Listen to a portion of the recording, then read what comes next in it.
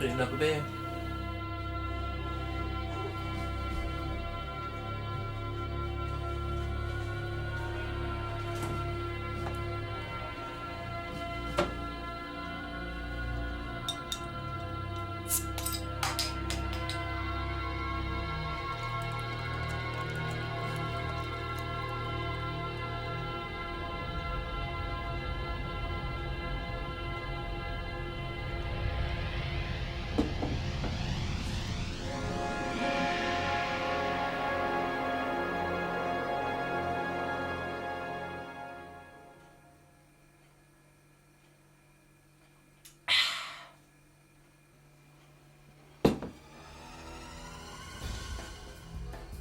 Bum, bum, bum, bum, bum, bum, bum, bum, bum, bum, bum, bum.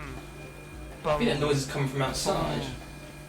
Bum, bum, bum, bum, bum, bum.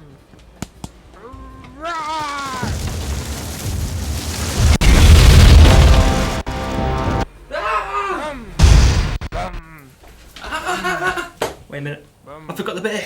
I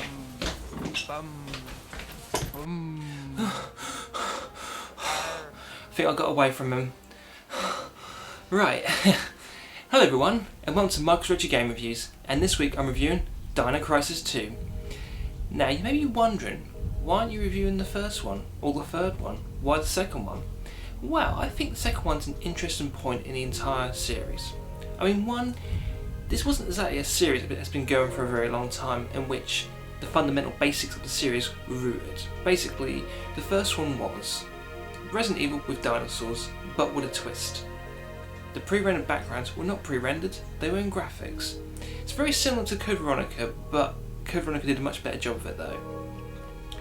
But with this one, however, they changed that and took a step back. But it was better for it though. They actually used pre-rendered backgrounds. And the third one, the problem with the third one was the game was originally designed to be an Xbox exclusive game. Then they changed their minds and going to make it a multi-platform release, basically for the Xbox and the PS2. But the problem when you port a game over to multiple systems is you need a target system. You need a system that you develop for, and that version can be ported to every other console. Now the Xbox was more powerful than the PS2. So trying to convert the game was near enough impossible. If they had made it as an original game for the PS2, it would have been a lot more simple. So in the end, it became an Xbox exclusive. And unfortunately, it was in the early days of the Xbox and didn't sell very well. And one way or another, it led to the series never getting resurrected or getting more sequels, which is a shame. But we did get 3 interesting games. So let's talk about number 2. Right, the game is made by Capcom. It came out in 2000 for the PlayStation, and surprisingly enough, it got a PC port, but the PC port came out in 2003, which is strange because that was the same year Dino Crisis 3 came out. The storyline. I'm not going to say too much. Basically, there's an entire event that happens in the first game. That's all I'm going to say, nothing more than that. So the second one picks up, and in this world, they are experimenting with a thing called third energy. Now, I'm not sure what it is, but I'm assuming it has something to do with time travel, because every time they make a mistake, boom, something from the past either comes forward, or something from the present goes to the back, or a bit of both. Basically, you mess around with time, crap happens. Anyway, in this game, there's a research facility in a nearby town, and there's been an accident. The town and the research facility have been sent to the past. So, you play as Regina and Dylan, and they have been sent to the past to basically find out what has happened and send back survivors. And that's all I'm going to say. The graphics. It's very interesting, like I said. They took a step back with this game, but it was all the better for it though. I mean, to be honest with you, I think with the 32-bit era, they went from 2D to 3D just like that. And some things worked, some things didn't, and I think the first Dino Crisis was interesting. It was interesting. Not bad, not good, it was interesting. Whereas this, awesome. You know, basically, yeah, it looks like a Resident Evil game, yeah, but we replaced the zombies with dinosaurs, and you get Dino Crisis. But it's really cool though. At the end of the day, they did a job. I mean, they're not anything to write home about, but they did a job. That's what they're supposed to do. The gameplay. The gameplay is very different from the previous one. And the thing I like most is that you can run around, but while you're running, you can shoot. It's just awesome to run into a dinosaur, see him jump in front of you, and then just blow him off with a shotgun. It's just so cool, you can't beat it. And the best thing is, if you're Dylan, you can use your machete and just whoosh, which is just totally awesome. And the best thing is, you've got a scoring system, combos. Who would have thought it? You get combos for killing dinosaurs. That is just totally awesome, I think. But the good thing about this game is you get to play with two characters. And the game plays slightly differently, but I would say more in the weapons the characters can use and the way the characters are. And the secondary attack as well are very different, so make things a bit interesting. The sound. It's nothing incredible, but it keeps you on edge, you know, it keeps you in that scary vibe, you know, and you're thinking, is there a dinosaur going to get me? Is there one around me? Isn't there?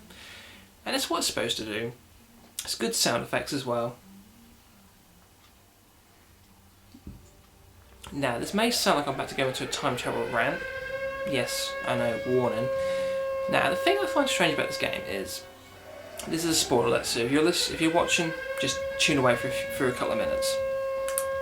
Now, you see a hologram of one of the characters from the future, so you know full well that that character exists in the future and is some way responsible for what's happening with these events.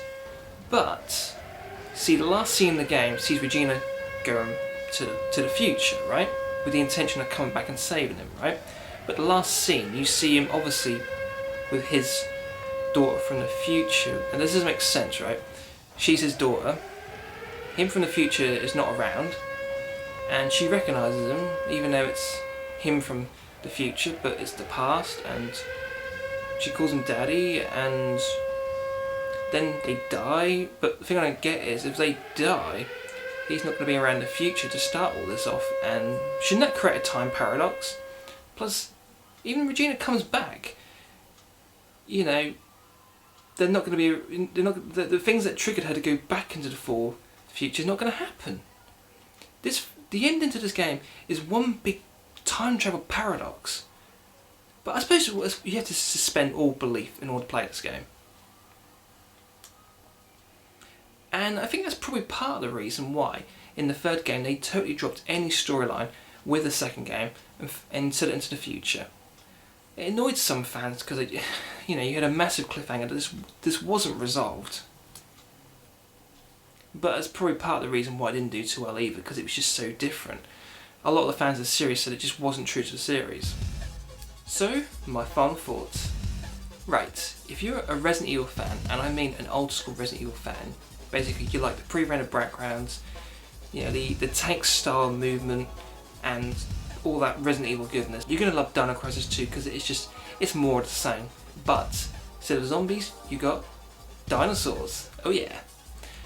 So this game definitely gets the thumb approval. So I want to thank you for watching, and if I don't get attacked by dinosaurs, I'll see you later.